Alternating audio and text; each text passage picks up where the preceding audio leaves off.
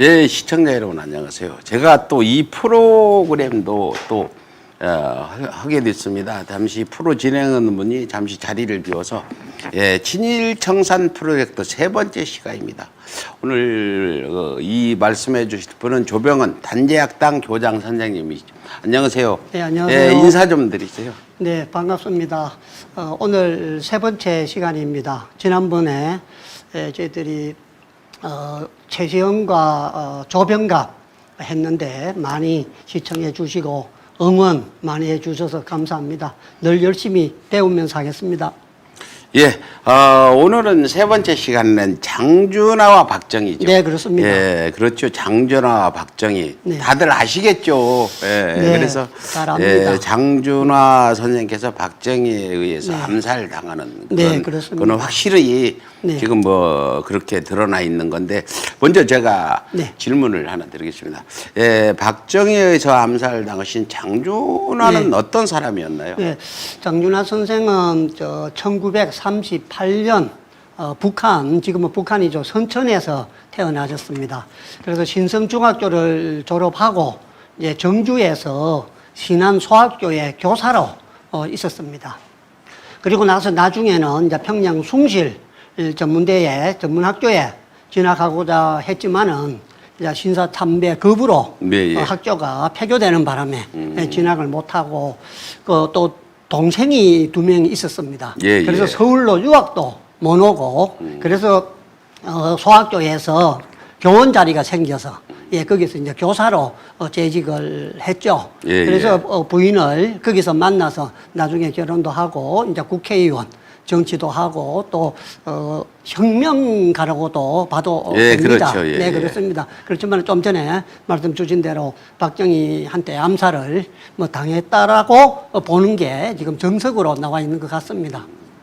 예, 그렇죠. 김희숙 여사는 생전에 제가 팔순에도 참석하고, 네. 제가 김희숙 네. 여사는 자주 만나서 대화도 나눴는데, 네. 우리 김희숙 그렇습니다. 여사께서도 이제 보성여학교를 예. 졸업을 했습니다. 그런데 장준하 선생이 일본으로 유학을 갔었는데 이제 강제 위안부로 이제 끌려가게 될 형편이 되어서 결혼을 하면 그때는 안 갔습니다. 그래서 장준하 선생이 이제 결혼을 합니다. 예. 그래서 신혼 2달 신혼하고 나서 이제 만주로 가게 되죠. 네. 옛날에는 그런 경우 많죠. 네, 결혼해서 그렇습니다. 막 다음날 직영 끌려가가지고, 네, 또 돌아가신 분도 계셔가지고, 네, 그렇습니다. 그런 분도 계십니다. 그래서 김희숙 여사께서는 이제 결혼보다는 사실은 이제 수녀를 하려고 했었죠. 수녀가 되려고 했었는데 그래서 이제 세례도 받았었죠. 세례명을 노장가 그럴 겁니다. 그렇죠. 뭐 우리 장준하 선생은 민족 지도자라고 해서 제가 네, 그렇습니다. 지금 과거 장준하 선생이 계시는 묘소가 네. 그 수해로 이제 묘가 무너져서 네, 지금 그렇습니다. 파주 장준하공원 이장을 때 네.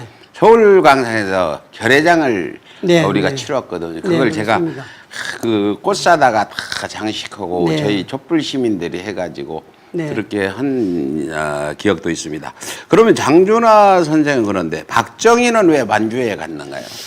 네, 장준하 선생은 이제 만주로 간 게 이제 징집을 당해서 가서 이제 육철지 대장정 탈출을 하게 됩니다. 그래서 광복군으로 들어가는데 박정희는 교사를 하다가 이거 참 칼차고 하는 게 꿈이라 교사하면서도 경찰들이 말 타고 칼 차고 있는 게 그렇게 부러워했습니다. 그래서 이제 교사를 때려치우고 만주로 가면 독립군을 하기 위해서 가야 되지 않겠습니까? 당연하죠. 그럼에도 불구하고 이제 그 만주 군관학교를 들어갑니다.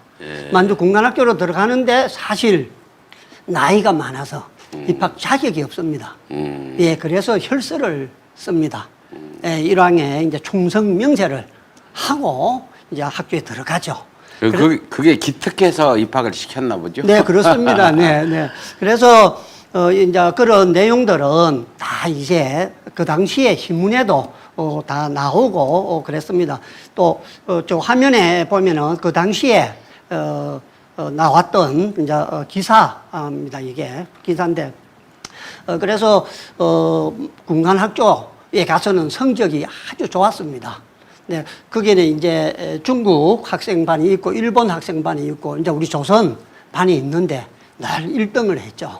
네, 그래서 이제 육군사관학교로 정규 일본 육군사관학교로 갔다가 다시 또 간도로 갑니다. 이번에는 왜 가느냐? 독립군 때리잡으러 갑니다. 간도 특설 때. 예, 조선인이 잡아야 된다. 그래야 더 잘 잡는다. 이렇게 이제 만주로 가죠. 그러니까 장윤환 선생님은 군에 가가지고 탈출을 해서 광복군에 들어가는데 이제 박정희 같은 경우에는 군관학교를 거쳐서 간도 특설 때 이제 독립군 잡기 위해서 이제 만주로 간 것이죠. 네. 예, 그 당시에 그 네모반에서 같이 그 네. 만주 간도 특설 때에는 중국 사람도 있었던 모양이에요. 네, 네, 그래서 그렇습니다. 같이 했던 사람 증언을 문명자 기자가 네, 네, 증언 들어보면 네. 박정희는 네모반 생활할 때 침울하고 별로 말도 없고 네. 일본인 같이 행세를 하려 했는데 네. 이제 예를 들어서 내일 독립군 토벌이다 그러면 여시 여시, 그러면서 막 네. 이렇게 했다는데 그게 사실인지 믿기지가 않는데 그런 일이 있었다는 걸 같이 네모반 생활했던 중국 사람이 네. 증언을 했더군요. 네, 저도 그렇습니다. 그거 네. 봤죠. 그리고 이제 그 당시에 사실 이제 간도 특설 때는 이제 이범이 그 당시에 이제 만주국의 참의원이었었는데 그분들이 이제 주장에 따르면 실제 조선 항일 세력은 같은 조선인이 잡자 이제 이렇게 해서 만들어졌고 그 이제 방금 말씀하신 이제 요시 잡으러 가자 요시 했다는데 그거는 이제 일본명 개명한 거하고 예. 그걸 이제 불렀을 때 하고는 차이가 조금 있기 때문에 조금 이제 검증은 필요한 부분으로 생각이 그렇군요. 듭니다. 네.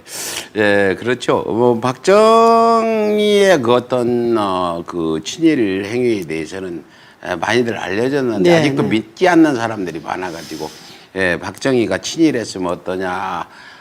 일왕한테 혈서 썼으면 어떠냐, 경제만 살리면 됐지. 그런데 결국은 어떤 지도자가 어떤 경제를 살렸다고 그 유능한 지도자로 역사적으로 영웅으로 평가받은 네, 일은 네. 없지 않아요. 어떤 민족 문제든지 영토 문제들을 잘 해결했을 때 그런 거지. 네. 그 당시에 뭐 좀 먹고 살기 좋았다 해서 그 사람이 다른 어떤 정치적인 어떤 독재나 이런 네. 것들에 대해서 문제가 많았으면 당연히 앞으로 역사는 비판을 많이 하고 역사의 심판을 받겠죠. 네, 그렇습니다. 네. 그래서 지난번에 이승만 신체화 할 때 잠깐 말씀드렸습니다만은 내가 태어나 보니까 친일 빠들 손자로 태어났는데 어떻게 합니까?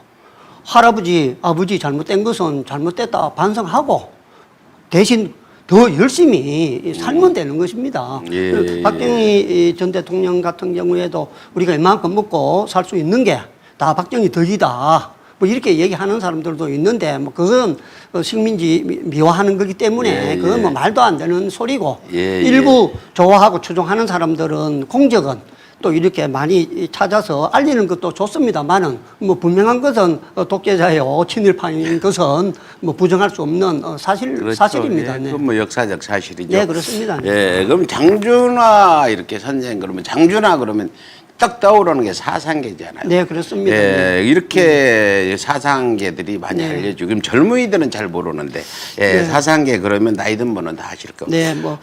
그 장준하의 사상계는 어떻게 발행이 되었나요? 네, 처음에 이제 그 경위를 한번 살펴보면은 네. 이제 한국 전쟁이 일어났을 때 부산에 피난 가가지고 부산에서 이제 국민사상연구원을 이제 만들고 그게 이제 기관지 성격으로 처음에는 이제 사상을 펴냈죠.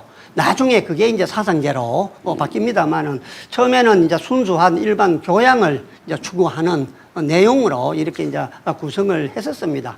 그런데 1958년도에 이제 그 8월호에 함석헌 선생님이 이제 글을 하나 올립니다. 생각하는 백성이라야 산다. 이제 이런 이제 글을 올려서 이제 문제가 되기 시작했습니다.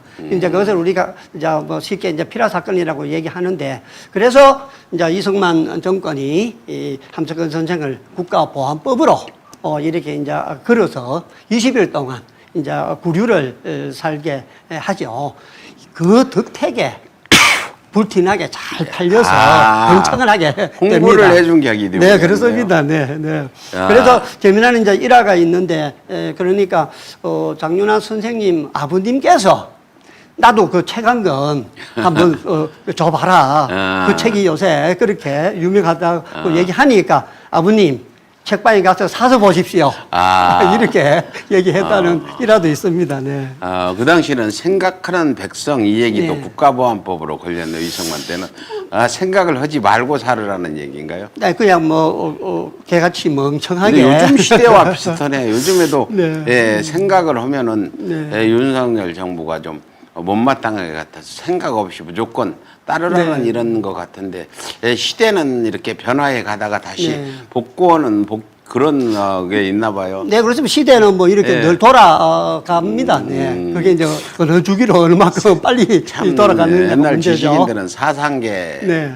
안 읽은 사람이 없시다. 네, 읽었겠죠. 그렇습니다. 그래서. 네, 그런데 장준하 선생이 국도건설본부를 이끌었는데 국도건설본부면 4.19 혁명이 일어나고 네.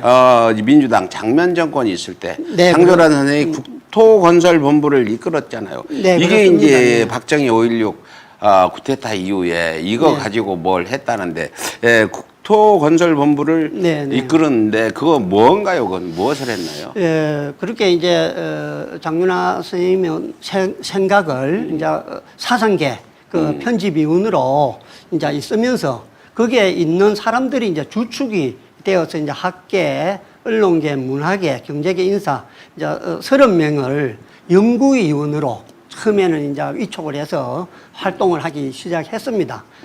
그게 이제 바로 4.19 혁명이 일어나고 난 그 이후죠. 네. 그래서 이제 선생은 국정에 관한 이제 연구 논문들을 이제 작성을 하기 시작합니다. 그래서 한 10개 논문 정도를 이제 사상계 별책 부록 형식으로 이제 발간을 합니다. 그 당시에는 국책 연구원이 없었기 때문에 국토 개발이라든지 이런 이제 연구를 하는 기관이 없으니까 이 10편의 논문들이 이제 주목을 받게 시작합니다. 네. 그래서 이 이제 국제 연구소를 국토 건설에 이제 주목을 하게 되는 것입니다. 그래서 이제 경제 건설의 기본이 국토 개발 사업을 이제 생각하게 됐고, 그게 바로 이제 치수인데, 농촌을 잘 살게 하자는 운동입니다, 바로. 그래서 농업 기반에 이제 조선 문제, 항만 문제, 전력 문제, 이런 이제 인프라, 사회 간접 자본을 확충해야 된다고 생각을 했던 겁니다. 그 생각이 이 장면 이제 정부가 지향하는 거하고 딱 맞아 떨어졌던 거죠, 그게. 네, 그렇군요. 네, 그래서 그 당시에 이제 재무장관이 이제 국토건설 사업을 범국민 운동으로 추진했으면 좋겠다. 이제 이런 이제 제안이 들어왔죠. 그래서 이제 정부 조직법을 바꿔서 이제 무임소 장관이 이제 이 업무를 이제 맡도록 이렇게 이제 조치를 했습니다. 그런데 그때만 해도 우리 장윤아 선생님은 뭐 정치라든지 이런 걸 할 생각이 없었죠. 예, 오로지 사상계만 예. 이제 전념을 하고 있었습니다. 그런데 계속해서 이제 이게 그 건설 본부를 맡아 달라고 하니까 이제 저 조건을 이제 내걸었습니다. 그리고 또 이제 장면 국무총리도 사람을 자꾸 보내서 이제 도와달라고 하니까 그러면 좋다. 국민운동 차원에서 국토개발 사업에 정부가 주도하는 게 아니고 우리 민간이 하는 것으로 해달라. 그 조건을 수락을 했기 때문에 이제 맡아서 이제 책임지고 이제 하게 됩니다. 그래서 그 당시에 우리 준하 선생님은 기획부장 이제 직함을 가지고 있었습니다. 그 당시에 이제 사무실은 중앙청으로 사용했던 조선 총독부 건물, 그 서남 쪽에 있는 쪼개난 이제 목조 건물, 이제 그 2층에 이제 집무실을 가지고 우리 사상계의 편집위원으로 있던 분들, 이제 앞에 논문 쓴 그런 분들은 이제 관리부장, 조사연구부장, 이렇게 이제 하고 우리 저 한강 철교를 설계했던 최경렬을 이제 기술부장으로 이제 앉히고 이제 이렇게 해서 조직을 갖춰가지고 이제 하기 시작합니다. 그래서 가장 먼저 한 것이 대학교를 졸업한 학생 2,000명을 이제 국토 건설 요원으로 이제 선발을 합니다. 그래서 이들을 이제 훈련을 시켜서 각 농촌에 이제 배치를 해서 6개월 동안 실제 농촌 어촌에 그 현상 상황을 보고 듣고 직접 체험을 하고 해서 이제 보고를 하도록 해서 그걸 기초로 해서 이제 잘 사는 이제 농어촌을 만드는 사업 계획을 만들게 됩니다. 그리고 나서 이제 그 사람들을 중앙부처의 공무원으로 발탁을 하고 다시 1년 동안 전국을 돌게 해서 지방 실정을 이제 익히도록 하고 3년 후에는 이제 군수로 이제 임명을 하겠다는 계획을 군수로. 가지고 있었는데 그거는 실현은 하지는 못했습니다. 그렇죠. 실현을 하지는 못했고 이제 군대 지원도 이제 많이 받았습니다. 공병들 인력을 공병들. 이제 지원 받으면서 이제 청년들을 이제 국가관, 사회관, 이제 역사관 이런 걸 이제 올바르게 심어주기 위해서 함석근 선생님, 이제 주요한 선생님, 박순천 선생님들 이런 유명하신 분들을 이제 강사로 초빙을 하고 이제 심성 수련과 교육을 하면서 또 강사로 이제 정신교육은 이제 우리 이 장준하 선생님이 정신교육을 이제 담당을 했습니다. 그런데 애석하게도 5.16 군사 정변이 일어나서 중단이 되고 맙니다. 예, 그렇죠. 만약 박정희의 5.16 군사 반란이 없었다면 장준하 선생이 이 국토 건설단으로 굉장히 경제 발전을 했던데 그 후에 그 박정희의 군사 반란 일어났죠. 그렇습니다. 박정희의 군사 반란이 왜 일어났는지 좀 말씀해 주시죠. 네, 그 당시 참 혼란했죠.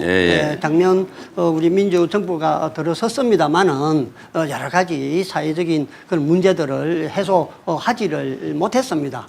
그래서 결국은 군사 정변이 일어나고 이제 국가재건 최고회의 이제 의장이 이제 박정희가 되고 그래서 사회가 안정이 되면 다 민간한테 위임을 하고 다시 이제 군으로 돌아간다 했는데 그렇죠. 결국은 그 약속을 지키지를 못하죠. 선거공약에 그렇게 나와 있죠. 네, 그렇습니다. 그래서 이제 군사 정변이 일어나고 나서 이 국토건설본부가 군사혁명위원회에 이제 넘어갑니다. 그쪽으로. 그쪽으로 넘어가고 나서 또 자료도 전부 다 그쪽으로 다 가져갔죠. 그래서 나중에는 이게 이제 국토건설단으로 바뀝니다. 이제 박정희가 건설본부를 국토건설단으로 이제 개편을 하고 그래서 1962년 2월 10일에 국토개발을 목적으로 이제 국토건설 이제 본부를 개편한 게 지금의 건설교통부로 이렇게 이어진다고 보면 됩니다. 그래서 그 당시에는 이 국토건설본부에는 이제 불량배들 그러니까 깡패들 다 잡아다. 미필자들, 군 미필자들 이런 사람들을 데리다가 사실은 노역을 시킨 거죠. 그것도 나중에는 경영난으로 돈이 없어서 결국은 이제 없애버리죠. 없애고 이제 그게 이제 정부의 조직으로 이제 들어가는 이제 그런 겁니다. 그래서 저 장옥원 선생님 얘기를 제가 한번 들은 게 있는데 싱가포르에 있을 때 그 내나 국토건설 그 위원회에 선생님한테 교육을 받고 했던 사람들이 모여서 한번 초청을 해서 간 적이 있답니다. 그래 가니까 거기 태극기를 걸어놓고 자기들이 거기서 불렀던 노래 그걸 테이프를 틀어줬답니다. 그래서 그걸 듣고 아주 감동을 했는데 그 당시에 거기서 훈련을 받고 공무원으로 진출했던 사람들이 도지사가 두 분이 됐답니다. 그래서 그 도지사 분들이 그때 받았던 그 교육과 그 정신 그걸 승계를 해서 아주 도지사직도 잘 마치고 아주 훌륭한 분이 됐다는 그런 얘기를 들었다면서 저도 장원 선생님한테 들은 적이 있습니다. 네. 예, 그렇군요. 이렇게 국토건설단이 결국 5.16 박정희의 군사반란으로 인해서 네. 결국 박정희가 그걸 어떤 네. 불량배나 미필자들 네, 데려다 네. 강제 노동을 시켰다고도 볼 네. 수 있는 거죠. 네, 그러다 그렇습니다. 흐지부지 해체됐다는 거죠. 네, 네, 네. 예, 박정희가 국토건설단을 이어받아서 무슨 성과는 좀 있었나요? 그게 결국은 이제 새마을 운동으로 새마을 이어졌다고 운동으로. 봅니다. 사실은 그 새마을 운동의 발단은 네. 뭐 여기다. 그래서 장준하 선생님도 비판을 하는 게 새마을 사업을 잘못했다. 철학도 없이 정신도 없이 그냥 새마을 사업만 하는 바람에 시골에 빈부의 차가 커지게 되었다. 그래서 새마을 사업을 이제 장준하 선생님은 사실 비판을 많이 했습니다. 네, 뭐 그게 이제 또 자기가 했던 그 농어촌을 개발하고 키우겠다 하는 그 꿈이 좌절이 되니까 그렇죠. 그걸 이제 박정희가 받아서 한 게 새마을 사업이라 보고 빈부 격차만 만들어놨다. 네, 이렇게 이제 평가하는 것도 제가 본 부분이 있습니다. 네. 뭐 저기 장준하 선생이 이제 막사이 사이상 수상하셨잖아요. 이 네, 상이 네. 상당히 지금은 어쩐지 모르죠. 그때는 굉장했잖아요. 네, 그 그렇습니다. 수상은 어떻게 해서 수상을 넣으시게 됐는지. 이제 그 사상계에 이제 글을 네. 이제 많이 썼죠. 네. 쓰면서 이제 그 박정희 그 정부 정권에 대한 이제 비판도 많이 쓰고 특히 이제 함석헌 선생님하고 같이 했는데 1962년 7월호 이제 그 금두원의 군정의 영원한 종말을 위하여 이제 이런 글을 실습니다. 예, 예, 이런 예. 글을 실어서 사실은 이제 박정희하고 본격적으로 이제 사이가 멀어지기 시작하는데 그 당시에 이제 막사이 사이상은 제2차 세계대전 당시에 일본에 맞서서 이제 게릴라전을 지휘하다가 대통령이 된 막사이 사이를 이제 기리기 위해서 만든 상이 이제 막사이 상인데 아시아의 노벨상이라고 그랬습니다. 아, 그렇죠. 네, 그래서 우리 한국인으로서는 처음으로 이제 수상을 하게 되었는데 이 사상계에 여러 가지 이제 글을 많이 실어서 대한민국의 민주화에 이제 기여를 했다 하는 이제 공로로 이제 언론 문학 부분에 수상자로 정해져서 우리 한국 사람으로서는 이제 1호 수상자가 되고 그 이후 이제 계속 받아서 우리 박원순 시장까지 예, 쭉 예. 이어서 이제 받게 된 것이죠. 네. 아, 박원순 시장도 막사이 네, 사이상 그렇습니다. 받았나요? 네, 그렇습니다. 저 잘 네. 몰라서 네. 죄송합니다. 네. 아, 그랬군요.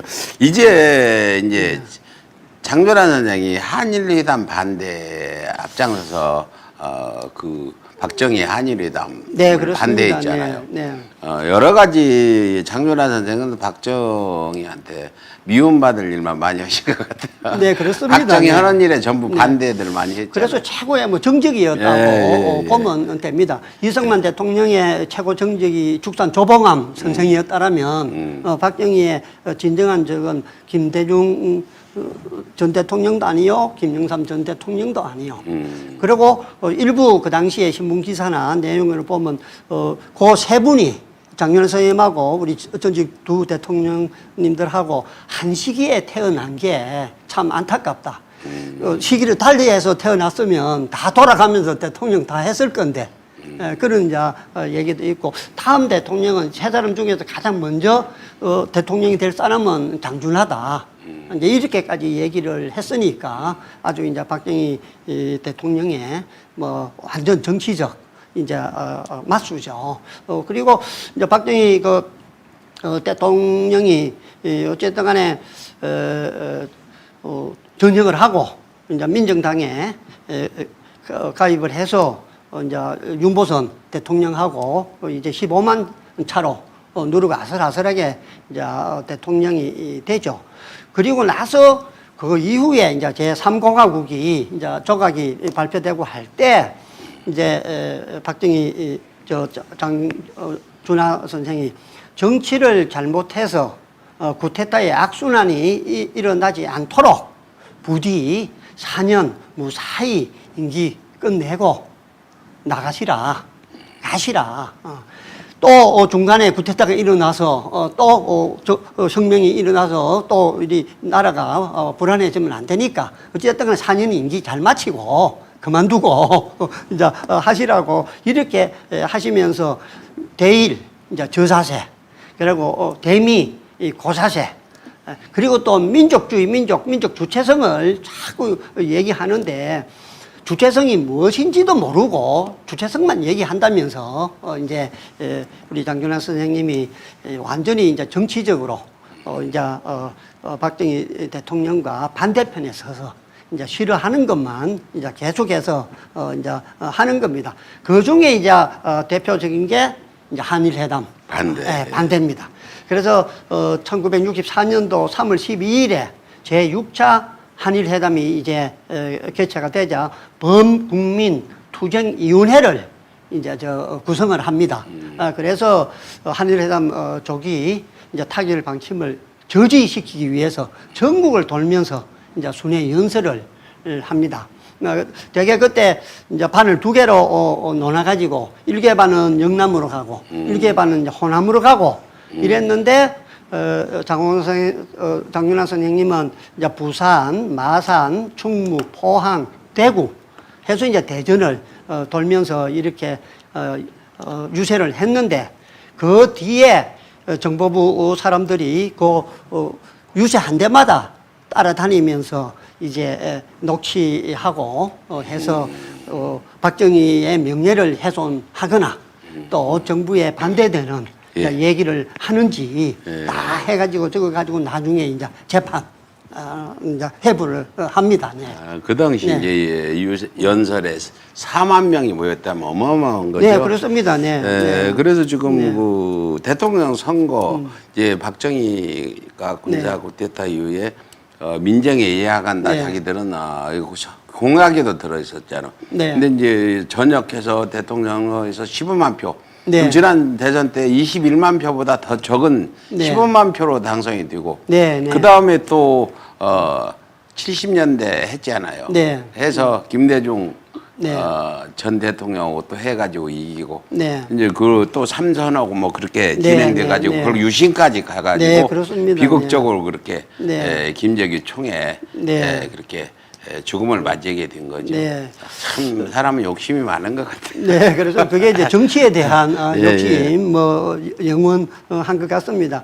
그 당시에 그래 서울고등학교에 4만 명이 모였으니까 얼마나 많이 모였겠습니까? 그죠? 그만큼 정부에 대한 반대, 박정희에 대한 반대 세력이 그만큼 많았다라고 볼 수 있겠습니다. 네. 근데 장준하 선생한테 제가 궁금한 게 이제 국회의원 출마해서 국회의원이 되셨잖아요. 네, 그렇습니다. 국회의원이 돼서 국회의원 활동 내역들이 지금 자세히 안 알려져 저도 잘 모르는데 장준하 선생, 장준하 국회의원 선거부터 시작해서 어떻게 당선되고 어떤 활동을 하다 그만뒀는지 좀 말씀해 주시죠. 참 국회의원 생활도 참 파란만장했습니다. 실제 국회의원 처음에 당선될 때는 아주 쉽게 됐고요. 쉽게 됐는데 참 안타까운 것은 세비를 한 번도 못 받았답니다. 그 사상계 하면서 또 청렴하게 사셨기 때문에 뭐 빚이 많아가지고 전부 다 압류가 돼가지고 압류가 돼서 압류가 돼서 한 푼을 못 받았답니다. 나는 일부러 안 받으신 줄 알았더니 압류가 돼서 못 그리고 받았군요. 이제 김종필 일이 이제 축하금 당선 이제 축하금을 가져오는 것도 안 받았고 그 다음에 받을 리가 없죠. 그리고 또 국회의원인데 명함도 한 장 안 새겼습니다. 명함을 새기면은 줘야 되고 그걸 받는 사람이 그걸 가지고 뇌물을 준다든지 다른 잘못된 일을 저지를까봐 안 했고요. 그래서 그 사모님이 명함 좀 새겨서 명함 좀 한 장 달라고 했음에도 불구하고 절대 명함 안 만든다. 명함을 만들 수가 없다. 그래가지고 명함을 만들지를 안 했죠. 그리고 이제 국회의원 하실 때는 국방위원회에 있었습니다. 예, 그렇죠. 국방위원회에 있었죠. 국방위원회에서 요 사진도 있습니다만은 전방도 이렇게 이제 시찰을 하고 또 그 당시에 근총 이렇게 예. 사격 예. 이제 연습 하는 것도 있고 그리고 또 옷은 또 단벌 신사 다 낡은 옷 빛이 바를 대로 바랜 이제 그런 양복 하나만 입고 늘 이제 다녔습니다. 예. 그래서 우리 이 김종필 총리가 국회의원 당선 축하금을 보내와도 그거 뭐 통상적으로 그렇게 다 그 당시는 다 뭐 했답니다. 예, 그 당시 국회의원, 그 당시뿐 아니라 네. 거의 80년대까지도 네, 네. 국회의원이 지역에 내려가면 네. 기차 타고 내려가면 기차역에 뭐 경찰서장, 소방서장까지 네. 뭐 군수면장 나와가지고 네. 가서 다 접대하고 그랬잖아요. 네, 네. 그 당시에 국회의원이라면 뇌물이 그냥 발발이 이렇게 들어온 그런 네, 상황인데 네, 네, 장전하 그렇습니다. 선생이 네. 김종필이 보낸 축하금을 받을 리가 네, 없죠. 네. 예. 그러면서 또 이제 국회의원을 하면서 이제 돌백에 이제 예. 책을 펴냅니다. 예. 그래서 이제 돌백에 그 책을 펴낸 이유가 뭐 아주 간단합니다.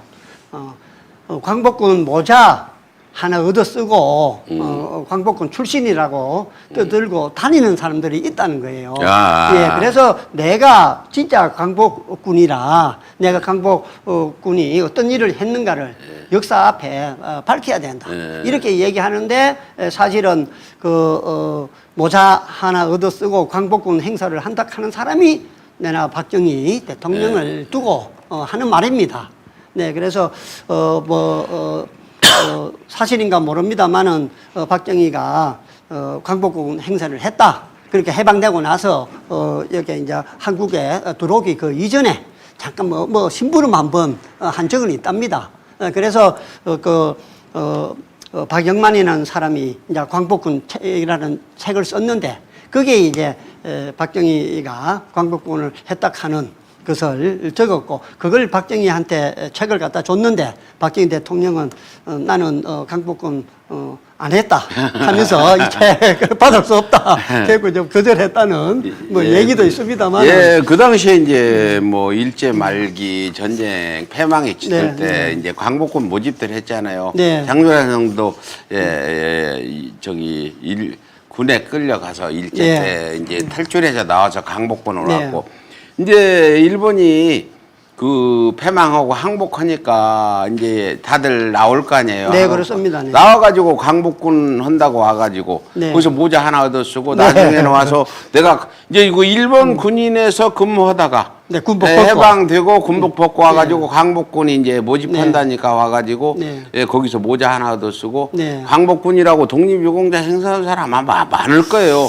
그리고 저기 현충원에도 그런 사람들 묻혀 있을 것 같은데 어떻게 보세요?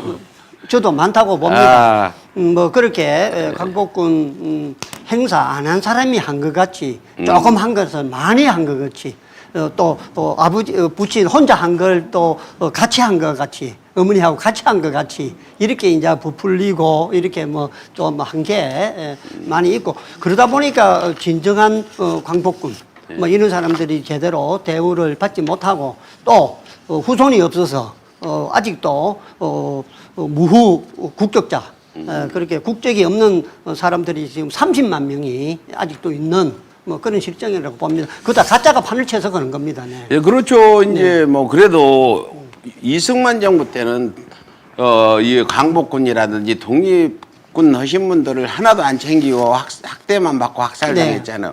박정희가 62년도 이제 어떤 서운을 하고 광복회를 만들 때 광복회 회장이 이갑성이고 네. 그렇죠? 네, 그렇습니다. 그리고 그 서운 심사위원장이 이병도 네. 이거 전부 친일. 네, 그리고 그런 이갑성은 겁니다. 네. 33인 중에서도 네. 아주 밀정이라고 하는 사람이 광복회장. 네. 이렇게 했죠. 그러니 얼마나 그 광복회장이나 당시 이병도가 그 서운을 심사를 할 때 어떤 심사를 했을지 짐작해 가는데 양심적으로 잘 했을까요? 잘 안 됐죠. 네, 잘 안 됐다고 가짜. 보는 게 이제 정설이고요. 네, 예.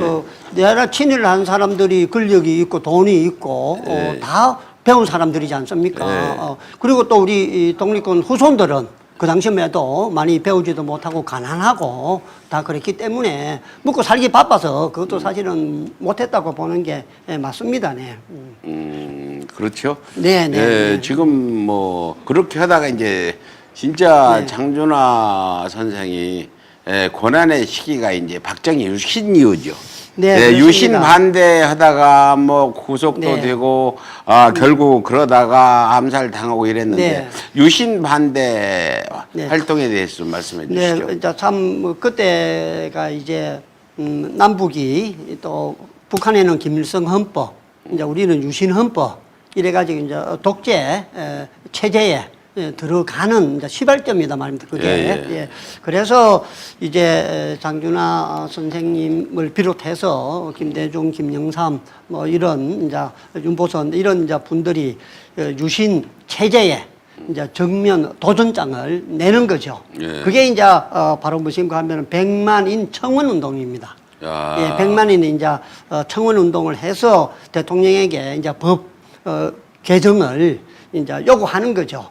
그래서 이렇게 유신 체제로 장기 집권으로 가는 것은 지금 이제 현행 헌법에 예. 그 이제 발의권에 사실 이제 문제가 있다 해서 100만인 서명 운동을 이제 본격적으로 받기 시작하고 이제 박정희는 본격적으로 이제 탄압을 이제 하기 이제 시작을 합니다. 그래서 100만 명이 이제 서명 운동을 할 때 이제 박정희가 민심을 불안하게 하는 것이다. 100만이 서명 운동을 받는 걸. 그래서 유신 체제를 부정하는 일체의 불온 운동과 소위 이 개헌 청원 서명 운동을 즉각 중지해라. 이러면서 발표하는 게 1974년 1월 8일 날 긴급조치 1호, 2호를 이제 발표를 하죠. 예, 그래서 그걸로 이제 엮어서 줄줄이 다 체포해서 현재로 감옥을 평온다면 갑니다. 윤석열 대통령이나 네. 김건희를 그 비판하면 징역 15년 준다는 얘기잖아요. 그래서 그러니까 바로 이 긴급조치에 그렇게 하면 15년이었습니다. 네. 그렇군요. 네, 네. 그래서 그때 이제 우리 이 백규환 선생님과 같이 아주 왕성하게 이제 활동을 한 것을 알 수 있습니다. 네. 뭐 그러다가 이제 또 구속되셨잖아요. 네, 그 그렇습니다. 당시 백기환 선생 말씀 들어보면 같은 그 어떤 교도소 방에서 네. 같이 생활도 했다고 그러고 이 얘기하는데 네. 장준하 선생이 구속된 계기와 얼마나 뭐 올해는 안 계시고 석방했잖아요. 네, 그래서 석방됐는데 네, 이제 그거 몸이 좀- 아파서. 네, 몸이 예, 아파서 예, 예. 그 말씀 좀 해주시죠. 네, 네. 그래서 이제 비상군 보통 군법 회의, 네. 예, 이제 군법 회의에 이제 해부가 돼서 이제 재판을 받습니다. 그래서 그 당시에는 뭐 여러 사람들이 방청을 할 수 없으니까 이제 집안 부인이 날 이제 가서 이제 그 방청을 했죠. 그래도 이제 그 양심 있는 사람들이 헌병들하고 그다음에 재판관도 구속은 시키지를 안 했습니다. 처음에는 그래서 또 몸이 아프다고 하니까 이제 병실로 옮겨줬는데 병실에 또 이제 군인이 지켜 서가지고 있었죠. 그래서 이제 면회를 안 시켜주고 그랬습니다. 네. 그래서 이제 죽어서 나올 줄 알았는데 그래도 자기만 학생들은 놔두고 자기만 나오는 게 가슴이 아프다라고 이제 그렇게 말씀을 하시고 했죠. 예. 네, 그렇게 보니까 어떤 박정희는 장준하한테 어떤 컴플렉스가 있었던 것 같아요. 모든 면에서 박정희는 장준하를 따라올 수 없지 않아요. 그러니까 굉장히 어떤 그런 컴플렉스 때문에 계속해서 장준하 하는 일을 못마땅해 하고 또 박정희가 하는 행동 중에 맞지 않는 어떤 그런 것들은 반대하고 하니까 결국은 이제 구속시키고 그다음에 이제 암살 이거 의문사라고 하기보다 지금 드러난 것만 가지고도 박정희 정권에 의한 암살이잖아요. 장준하 선생의 암살 이 얘기 좀 해주시죠. 네, 그래서 감옥에 있을 때도 이제 대통령한테 공개 이제 질의서도 내고 네. 또 우리 사모님도 이렇게 공개 질의를 이제 하고 했죠. 그러면서 매주 이제 토요일, 일요일 되면 이제 산에를 다녔습니다. 예, 백기환 그렇죠. 선생님하고 여러 선생님들이 산에를 다녔는데 그날도 날씨가 엄청 더웠습니다. 30도 이상 올라가는 날씨가 더워서 이번 주는 등산을 가지 말자. 이렇게 해서 안 가기로 했습니다. 그럼에도 불구하고, 선생님은 그러면 나 혼자라도 가야 되겠다. 이렇게 생각을 하고 이제 산행을 나섰죠. 나섰는데 이미 그때, 신문사하고 미국 CIA하고 이렇게 교류도 있었고 또 미국에서 책도 보내오고 이랬었습니다. 그래서 그런 것을 이제 생각하면서 어떤 큰 일을 거사를 이제 꾸미고 있는 그런 징후가 여러 곳에서 보입니다. 그리고 또 사모님하고도 그게 원래 개신교에서 천주교로 생각이 잘 안 납니다만은 그것도 이제 치러줍니다. 예. 네, 교회 용어라 보통 생각이 안 나는데 그리하고 또 그날은 앞날 이제 그 아들들을 이제 또 강에 가서 좀 놀다 오라면서 차를 주고 해가지고 장홍원 선생님하고 가족들은 또 강가에 저쪽에 가평 그쪽에 놀러 가 있었죠. 그런데 혼자 산에 가가지고 이제 변을 당했는데 그 상황을 보면 뭐 타살은 틀림없고요.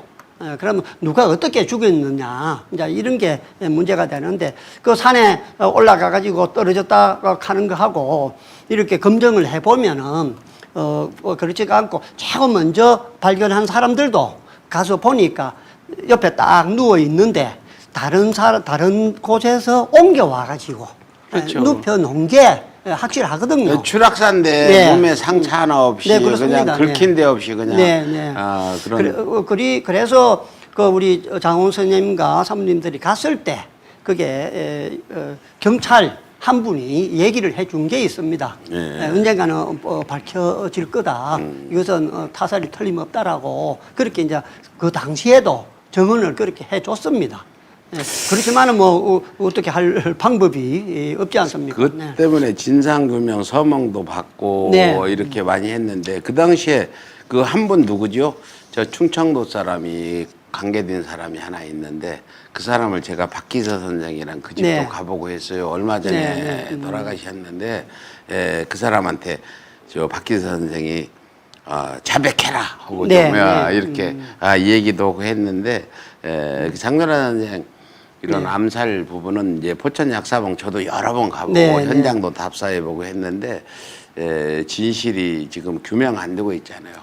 국회에서 진실 규명 뭐 특별위원회를 만들자고 했는데 또 조사는 했잖아요. 고상만 씨라고 그분이 이제 장준하 선생 관련해서 진상조사회에서 많이 활동했는데 뭐 아직도 그게 확실히 밝혀지진 않았죠. 네, 그렇습니다. 그래서 지금 이제 소송을 해서 이제 명예는 회복을 했죠. 했는데 사실 정부에서 다시 항소를 해놓은 상태죠. 그렇죠. 명예 아직 끝은 안 났습니다. 배상금까지는 정해졌는데. 근데 지금 이거 아세요? 엊그저께 대법원 판결 나온 거 유신이 불법이다. 유신에 의해서 피해본 사람은 정부가 배상해야 준다. 얼마 전에 며칠 전에 나왔어요. 그거 아직 모르세요? 저도 반가운 판결인데 그래가지고 유신 때 피해자들을 뭐 배상을 제대로 안 해줬는데. 그런데 그 판결이 왜 지금 정부에서 나오죠? 뭐 판사야 성향이 다르니까 하겠죠 뭐. 그래서 유신 때 피해본 사람들은 유신은 불법이다. 지금까지 그런 판결이 없어가지고. 그러면 그 당시에 긴급조치 7호 9호까지 이렇게 발동이 됐는데 거기에 의해서 뭐 구금이 됐다든지 또 실직을 했다든지 뭐 이런 사람들은 다 보상을 받을 수 있는 그런 예, 판결이라고 볼 수도 있네요. 네, 그렇게 되지 않겠습니까? 네. 지금 뭐 어제 그저께인가 네. 기사 보니까 그게 유신 그게 긴급 조치가 네.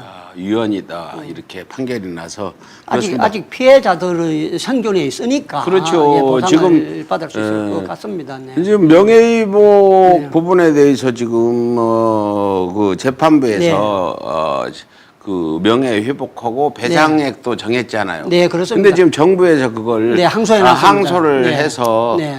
지금 아직 그게 끝나지 않았죠. 네, 그렇습니다. 그 진행 사항 알고 계세요? 뭐 자세히는 모르고 이제 지난 이제 문재인 정부 때 이걸 이제 마무리를 해 달라라고 이제 청원까지 하고 그렇게 했습니다만은 결판은 안 난 걸로 알고 있습니다. 네. 예, 그렇죠. 네. 다행히 며칠 전에 그런 판결이 나서 네. 좀 다행스럽다 생각되고 지금 현재 진상 규명은 이미 그 당시 암살에 가담했던 네. 사람들이 다 사망한 상태라 네. 그렇게 진상 규명에서 진실을 밝혀보려고 했는데 다들 뭐 발뺌하고 아니라고 하니까 지금 그런 네. 상황입니다. 그래서 이게- 여기 자료가 하나 네. 있습니다만은 이 자료에 보면은 이제 초님께서 처음에 말씀하신 거와 마찬가지로 이제 묘소가 이제 비에 쓸려 내려가서 이제 6월이 나와서 이때 그러면 한번 다시 사인을 조사를 해보자 해서 한 그 머리 부분 사진입니다. 예, 그래서 동그랗게 이렇게 망치 나와 있는 게 망치로 맞아서 함몰된 예. 부분이 아주 명확하게 이렇게 나와 있는 것을 알 수가 있습니다. 네. 예, 그렇죠. 저기 어떻게 된 경위냐면요. 예, 우리가 결례장으로 이제 파주 장준하 네. 공원에 모셨어요. 네. 근데 이제 다시 진상규명을 하자 해서 네. 그 묘를 파묘를 해서 네. 우리 그 유해를 네. 그 서울대 병원으로 가가지고 뭐 2개월인가 거기서 검사를 해서 네. 타살이라고 그 당시 발표했잖아요. 네, 그렇습니다. 그리고 네. 다시 이제 네. 그 지금 현재 장준하 공원의 묘소에 그렇게 이장을 하게 네, 됐죠. 네. 이장이 아니라 제자리에 다시 네. 그렇게 모셨는데 뭐 의학적으로도 분명히 타살이고 다 네. 이렇게 나와 있잖아요. 네. 그런데 아직도 자정이 즉 있는 사람들이 네. 인정을 않는 부분인가? 인정하는 사람 전에 정의화 국회의장은 네. 자기가 최고의 어떤 그 머리 뼈 관련 네. 그 의사지 않아요. 그래서 분명히 타살이라고 이 얘기도 네. 하고 했는데 요즘 어떻게 진행되고 있나요? 그 이상은 지금 진행이 안 되고 있습니다. 거기까지만? 네, 그렇습니다. 타살은 확실한데? 네, 타살은 확실히 됐고요. 그래서 이제 정부에서 이제 인정을 하고 이제 배상까지 이제 결정이 난 것이죠. 네. 그리고 이제 또 긴급조치 그 위반 무죄 선고를 이제 장준하 선생님은 받았지요. 예. 그래서 2009년도에 유신헌법 개정을 이제 반대하면서 100만인 서명 운동을 벌리다가 이제 그때 긴급조치 1호 위반으로 15년형을 선고받았는데 이제 그로부터 2013년 1월 10일에 이제 4년 만에 법원이 재심을 이제 했습니다. 그래서 유신 정권이 만들어낸 비상 보통 군법 회의에서 징역 15년을 선고받은 지 39년 만에 재판부는 결정문에서 유죄의 근거가 된 긴급조치 1호는 이미 대법원에서 위헌 무효로 확인된 바 있으므로 대법원의 판결로 인해 형사소송법이 정하는 재심 사유인 무죄로 인정할 명백한 증거가 발견된 때에 해당한다라고 결정 사유를 밝혔습니다. 그래서 서울중앙지검 공안 2부에서 이제 법원의 재심 개시 결정에 대해 즉시 항고하지 않을 방침이다. 근데 왜 항고했대요? 예. 요거하고는 이제 요거는 다른 건가요? 배상하고는 이제 배상하고는 이건 예, 그렇습니다만 그래서 긴급조치 위반 무죄 선고를 받고 배상을 청구하다. 이 사건 재판 판결이 유명을 달리 하신 고인에게 조금이라도 평안과 안식과 위로가 되기를 기원하며 주문과 같이 판결을 선고한다. 피고인 장준하 무죄. 이렇게 예, 무죄했는데 그 무죄 받은 사람 민사 재판에서 네. 또 1심에서 승소를 했으면 정부에서 순순히 네. 배상금을 지급하고 지금 항소를 해가지고 지금 진행 중인 것 같아요. 네, 아마 만약에 배상까지 하게 되면 또 후속 재판을 또 소송을 제기하는 사람들이 많이 있을 겁니다. 아마 그런 것들 때문에 좀 뭐 천천히 하는 거 아닌가 예, 그런 생각도 듭니다. 아마 앞으로도 네. 뭐 엊그제 대법원 이제 뭐 더 더 예, 많이 네, 하겠죠. 네, 그럴 것 결국은 같습니다. 이제 장준하 선생을 대해서 역사 평론가로서 네, 네. 장준하 선생의 역사적 평가와 네. 박정희의 역사적 평가를 좀 같이 좀 한번 네. 비교해서 해주시죠. 네, 두 분은 아주 반대의 인생을 살았습니다. 예, 예. 네, 특히 역사 의식으로 본다라면 장준하 선생님은 아까 국도건설단에서 역사를 또 강의를 하시고 정신교육을 담당하시고 또 국회의원 하실 때나 또 유신 반대할 때나 오로지 우리 민족 그리고 자유, 평화, 통일 를 이제 주장했죠. 그 반면에 이제 박정희 전 대통령 같은 경우에는 완전히 처음에는 사실 혼란한 사회를 바로잡고 군으로 돌아간다고 했는데 군으로만 돌아갔으면 진짜 뭐 훌륭한 군인으로 남을 수가 있었을 겁니다. 예. 물론 걸어온 길을 보면 그것도 뭐 기대는 할 수 없습니다. 남로당부터 시작해서 중간에 만주로 간 것까지 뭐 여러 가지 사건들로 보면 결정적일 때마다 변절을 반복한단 말입니다.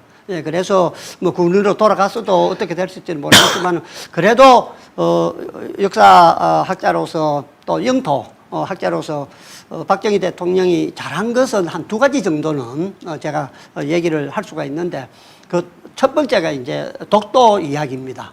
예, 박정희 대통령이 혁명을 하고 울릉 군청을 방문하고 나오면서 빨리 독도를 청량을 해서 지적도에 올려라. 언젠가는 일본이 자기 땅이라고 우긴다. 그때 우리가 빨리 국가가 조사 청량을 해서 지적 공부에 공식으로 등록을 해놔야 그런 문제가 없다. 이렇게 해서 부랴부랴 독도를 청량을 해서 토지대장 지적도를 이제 만든 게 있고 하나는 이제 저 간도 이야기입니다. 좀 전에 독립군 때리잡으러 간도로 갔지만은 간도 가서 보고 느낀 게 이 땅이 우리 땅이라는 것은 확실하게 느꼈습니다. 간도가 우리 땅이라는 것을. 그래서 대통령 할 때 국회에 예비비를 줘서 간도 땅에 대한 자료를 빨리 다 모아라. 나중에 중국하고 간도 땅 때문에 분명히 소송이 생긴다. 그래서 미국, 중국, 일본에 있는 간도 관련 자료를 전부 다 모아가지고 마이크로 필름으로 다 하고 그 다음에 책으로 이만큼 두껍게 펴냅니다. 간도 영유권 발췌 자료지. 해서 그게 지금 이제 간도를 영토를 공부하는 사람한테 하나의 바이블로 되어 있습니다. 뭐 그런 측면은 두 가지 정도는 잘한 거 이렇게 우리 조병은 교장 선생님은 지적계 네. 학계에 네, 거두시잖아요. 네. 그래서 다들 아는데 우리는 대부분 몰라요. 박정희가 독도 측량과 간도 자료보라는 건 아마 처음 듣는 분이 많을 거예요. 네, 뭐 그래서 그 부분은 네. 우리 교장 선생님은 잘했다고 평가할 수 있겠는데 네. 박정희에 대해서 나도 박정희를 상당히 기사도 많이 쓰고 영상도 많이 올려놓고 했는데 이해 안 되는 게 당시 그래도 학교 선생님이면은 상당히 그 일제 때도 그래도 괜찮았잖아요. 근데 뭐 때문에 일본 군에 들어가서 그걸 하려고 혈서까지 써가지고 들어갔는지 민족적인 어떤 민족성 자기 국가관이나 이런 건 없었고 아마 자기가 출세만 할 수 있다면 뭔 짓이라도 할 수 있는 그래서 이제 혈서 써서 일본 군대 갔잖아요. 네. 또 남로당이 세가 좋으니까 남로당 네. 군사총책으로 했지. 네. 그러다가 그 걸려가지고 그때 네. 죽을 고비를 넘겨가지고 네, 그렇습니다. 네. 결국은 박정희는 기위주의자고 네. 출세지향주의자지 어떤 다른 부분은 없다고 저는 보고 있는데 그 부분은 어떻게 보세요? 네, 뭐 저도 똑같은 생각입니다. 네. 그런데 우리가 처음 잘 좀 살펴봐야 되는 것은 네. 학교 묵령에서 교사할 때는 네. 상당히 민족주의적인 생각을 많이 가지고 있었습니다.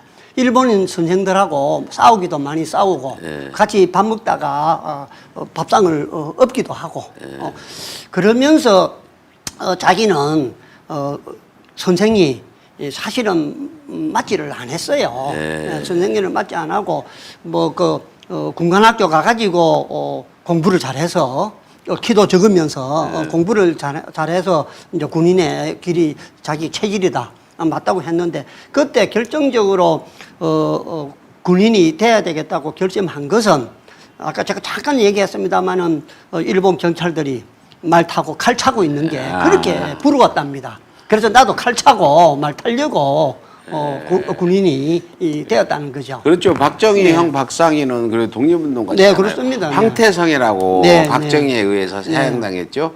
북한에 있다가 네. 박정희가 정권 잡으니까 밀사로 내려왔다는 것도 있는데 네.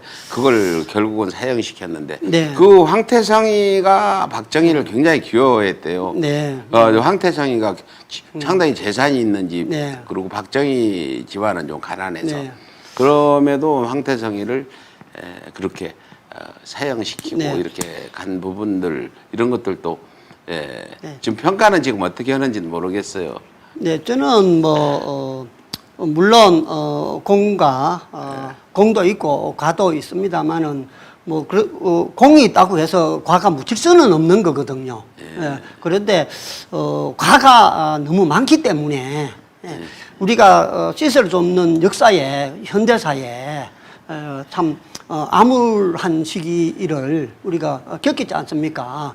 그냥 민주화 산업화로 바로 갔으면 되는데 예, 그 중간에 참 어려움을 많이 겪고 또 희생도 많이 당하고 그랬습니다. 이제 우리 박정희와 관련된 재미나는 에피소드는 이름이 사실은 여성 이름이거든요. 네. 예, 예. 그래서 대구에서 결혼식을 하는데 사회 보는 사람이 박정희 양과 박정희 양과 그 부인 이름이 유경수 군의 결혼식을 하게 돼서 유경수는 또 그때도 두 영수는 번째 결혼이잖아요. 예, 공부처는 영수는 있었고. 이제 남자 이름이지 않습니까? 그래서 그분이 박정희 양과 유경수 군의 결혼을 한다고 이렇게 이제 얘기를 한 적이 있고, 예, 예. 그래서 이제 두 번째 결혼을 할 때 그 옥천에 사실 부잣집이 있지 않습니까? 예. 그래서 쪼개는 놈이 와가지고 쪼개는 사람이 와서 담배 꼬라 물고 그 장인 어른 대실부터 할 때 띵깡을 많이 부렸죠. 예. 예, 예. 하여튼 뭐 오늘 장조라 선생 이 얘기 지금 엊그저께 이제 8월 17일이 이번에 네. 47주기잖아요. 저 네. 다녀왔는데 뭐 제대로 그 추모제도 안 하고 코로나 네. 때문에 그러는지 그렇더라고요. 그래서 장조라 선생 이 얘기들을 좀 많이 해야 되는데 요즘에 젊은이들이 우리 저기 효장 선생님, 네. 요즘 젊은이들이 역사에 좀 관심 좀 있어요? 없습니다. 그래서 이걸 하고 있는데 네. 이거 하면 얼마 보지도 않아요 사람들이. 네. 그래도 해야 돼요. 이제 네. 더 시간을 늘려서. 지금 이제 가장 큰 문제가 가짜 뉴스. 예. 그리고 좀 이슈가 될 만한 것들. 이런 것들에 이제 관심이 있다 보니까 저희들과 같이 이런 방송들은 이제 좀 관심도가 좀 떨어지는 거는 어쩔 수 없는데 지금은 러시아가 연해주를 곧 한국에 돌려주기로 했다. 또 대마도를 일본이 곧 한국에 돌려준다. 미국이 간도 땅을 되찾아가지고 우리한테 곧 돌려주려고 한다. 받을 준비를 해야 된다. 이런 내용들만 보는 거예요. 아, 그거 가짜는 다 가짜입니다. 우리 역사 교육을 카톡을 통해서 좀 전파시킬 수 있는 방법도 앞으로 시대에 맞게 교육을 시켜야 되는데 네. 뭐 요즘 젊은 학생들이 역사 교육뿐만 아니라 정치에도 무관심해 네, 가지고 네. 과거에 뭐 8, 90년대까지만 해도 어떤 정치적 문제가 있으면 학생들이 일어나서 했잖아요. 네, 그렇습니다. 지금 안 하지 않아요. 뭐 역사 중학생부터 고등학생 뭐 다 했죠. 대학생. 역사를 잇듯이 네. 어떤 옳고 그름을 따지는 부분도 전부 잃어버린 것 같아서 네. 우리 이 기성세대의 잘못인가요? 이게 왜 이렇게 됐나요? 역사 가장 큰 문제는 예. 우리 국사를 우리가 쓴 게 아니고 일본 사람이 쓴 거지 않습니까? 예. 조선사 편수에서 쓴 조선사를 가지고 지금까지 공부를 했고 또 그걸 가지고 지금까지 가르치고 박사 배출하고 역사선 또 교수 배출하고 한 사람들이 기득권을 가지고 있기 때문에 그 사람들 속에 있는 사람만이 역사를 할 수 있고 그 밖에 있는 사람들은 역사를 할 수가 없는 거죠. 그런데 이제 최근에 인터넷이 발전이 되면서 역사의 보편화, 일반화가 됐죠. 그래서 누구든지 이제 역사를 접할 수가 있는데 그런 많은 정보들 중에서 가짜가 또 관심을 갈 만한 엉뚱한 얘기들에만 관심을 가지게 된다는 겁니다. 그래서 일반적인 역사, 또 바른 역사, 이런 것은 기득권을 가진 이제 주류 역사학계가 벽을 쳐서 막고 있기 때문에 접근을 못 하는 거죠. 그리고 그 사람들을 이제 사입이라고 유사 역사학자로 이렇게 또 매도를 하고 그렇기 때문에 제대로 역사를 이제 배울 수도 없고 가르칠 수도 없고 뭐 이런 이제 상황이 됐습니다만은 그래도 전에보다는 역사의 일반화가 이루어져서 많이 이제 관심을 가지고 또 하려고 하는 사람들은 좀 많이 있는 편입니다. 네. 예, 우리 조병은 선생님께서 지적학을 포기하고 역사평론가로 네, 다시 네. 이제 와가지고 지금 역사 교육을 하고 계시는데 네. 앞으로 서울의 소리가 좀 조 박사님 활동을 널리 알리는데 저희가 노력을 하겠습니다. 네, 감사합니다. 그리고 단재 학당에 대해서 지금 단재 학당 교장 선생님이시잖아요. 네, 네. 단재 학당이 어떤 곳인지 네. 이승만 학당은 있잖아 또. 네, 그렇습니다. 이승만 학당에 와서는 단재 학당이 이렇게 봐도 되겠습니까? 네, 이승만을 이제 상대할 사람은 맞수는 이제 신채호 선생님이다. 상해 임시정부에서 이제 탄핵할 때도 주도적인 역할을 했고 또 미국의 위임 통치를 부탁할 때도 이완용이는 있는 나라를 팔아먹었는데 이승만이는 아직 찾지도 않은 나라를 팔아먹으려고 한다. 이래서 칠가살 7가지의 종류의 사람들은 살인을 해도 살인죄에 해당이 안 된다. 상해 임시정부에서 그 7가지 사람을 발표를 했는데 그 중에 이제 뭐 밀정도 있고 친일파도 있고 다 있습니다. 그래서 이승만은 이 7가살에 해당되는 사람이다. 이제 이렇게까지 얘기를 했습니다만은 지금 이제 이승만 학당 같은 경우에는 반일 종족주의 내나 그 교장 선생이 이제 반일 종족주의를 써서 일본에서조차 국립대학교 교수를 하고 한 사람이 어떻게 이런 책을 쓸 수가 있는가. 그래서 베스트셀러가 돼서 뭐 돈은 많이 벌었다고 합니다. 그리고 그는 이제 뒤에 낙성대 연구소가 이제 뒷받침을 해주고 있습니다만은 저희 이제 단재 학당은 단재 선생님의 모든 철학과 사상 저서들을 모아서 단재학을 만드는 게 이제 제가 하고자 하는 거고, 그 다음에 이제 저희들이 해방이 됐을 때 중국의 지식인들이 단재학사를 세웠었습니다. 중국 북경에. 그런데 지금은 없어졌습니다. 그래서 블라디보스톡에 이제 건업해 이제 건업신문 주필을 할 때 블라디보스톡에 살았던 곳 또 찾아서 좀 이제 성역화하고 또 중국에 살았던 집이나 학사 같은 거 이제 좀 복원도 하고 해서 단재학을 세계화시키는.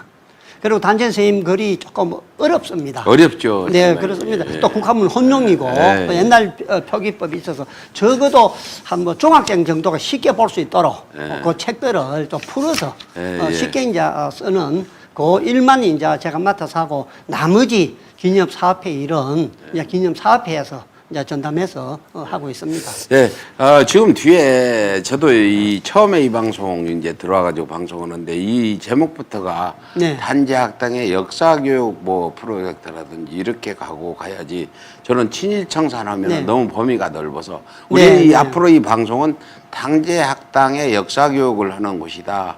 이렇게 하는 게 어떻겠어요? 뭐 저는 좋습니다. 네, 단지학당을 알리고 이승만 학당과 이승만 학당은 역사를 왜곡하지 않아요.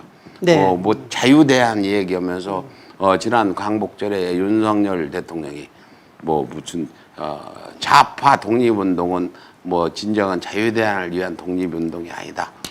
해방 이후에도 뭐 그런 어떤 자유대안 그 자유대안의 이승만 노선을 위해서 이런 사람은 계속 독립운동을 한 거라 이런 끔찍한 얘기까지 했는데 참 원래 개념 없는 분이라 내가 탓은 여기서는 안 네. 하겠어요. 네, 뭐 자유가 뭔지 아니, 또 자유대안 모르는 것 그러면 같아요. 예. 그 이승만의 그 정부 수립을 건국절로 하고 그 다음에 그 노덕술 같은 사람이 건국 공로자, 네. 대한민국 건국 그 이전에는 없어요. 창해 임시정부 네, 네, 도 그렇습니다. 없고 해서 그렇게 자유대안을 되는 거죠. 얘기하는 거는 이승만 이후부터 네. 대한민국을 반공 가지고 이끌어온 네. 빨갱이 사냥을 해온 요즘에도 있잖아. 이런 사람들을 지금 대한민국의 공로자로 인정하려는 거죠. 친일 행위를 했던 어쨌든 그렇게 되면 뭐 박정희 같은 사람도 네. 굉장히 공로자가 되는 거죠. 아무튼 이 프로그램을 단지학당 역사 교육을 좀 하는 것으로 이렇게 해서 제목은 좀 바꿔가지고 네 네, 번째 네. 시간에 다음 네. 주에는 어떤 내용으로 하실 겁니까?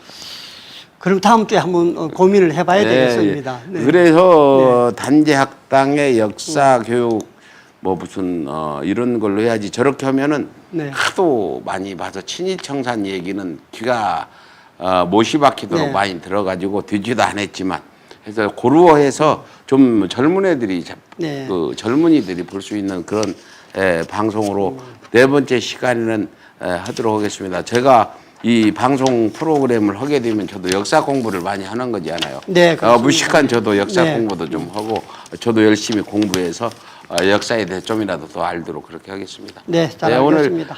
고생하셨습니다. 네, 고맙습니다. 수고하셨습니다.